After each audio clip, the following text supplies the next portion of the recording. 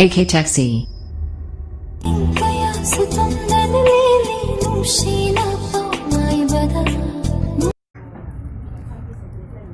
Hello friends, welcome to my channel. AK Taxi na to taram uksaring asigi video asidi hogi Facebook taki video download kamdon tawgani haibi matang ni anto so hogi third party application amta sijinatana direct download taw report to gallery ta kamdon save tawgadawna haibato video asi lo fatung yengbiyo.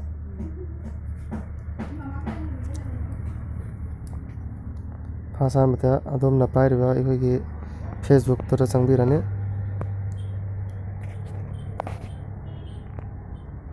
Facebook changbira matungda si Facebook changbire ikoi sidagi video iyengse karamba video bu laktre ne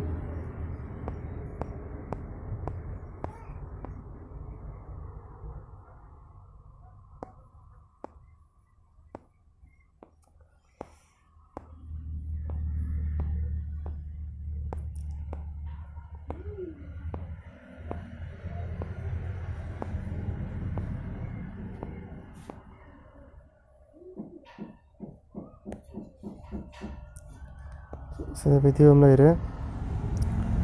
ado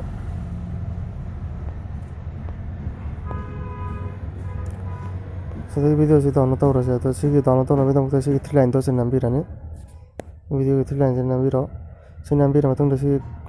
koi aro video copy link ane amma yauri dina sam si copy link sen nambirane sen nambira matang back chapiro adi matang da noi adom na pariba chrome do changbiro chrome changbiro matang back si ai hana hojik video mo download tawki baine si for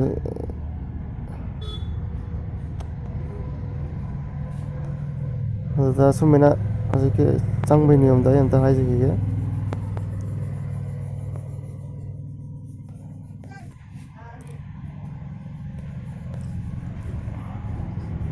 si ahan lagi www.get.com sida changbirane ba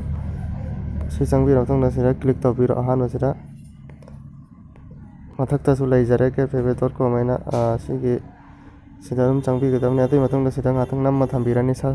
magi enter the Facebook video URL sida ngathang namma thambirani atoi matongda paste tawbiro matongda sigi download tanambiro download nabina matongda sigi download in normal sira dum download sira dum nambirane sinama matungda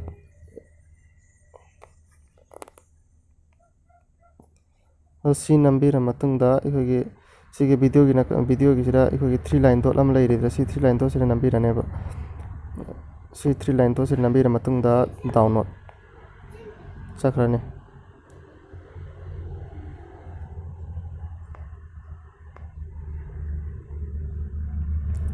ado download tawri pasi khogi gallery da leibra leitabra ibdu yengse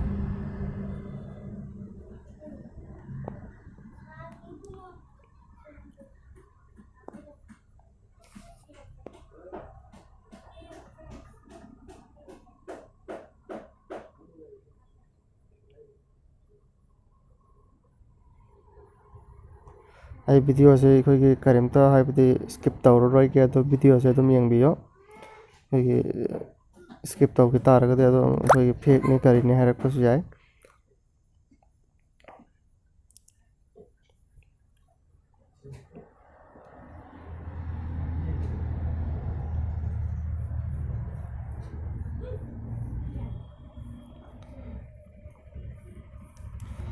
find direct khogi download tawlo ikre si tawlo ikre mena som sarfiro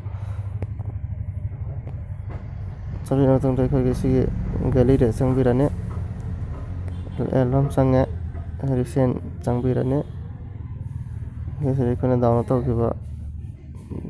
Facebook te download tawki photo selo ler mane selai jare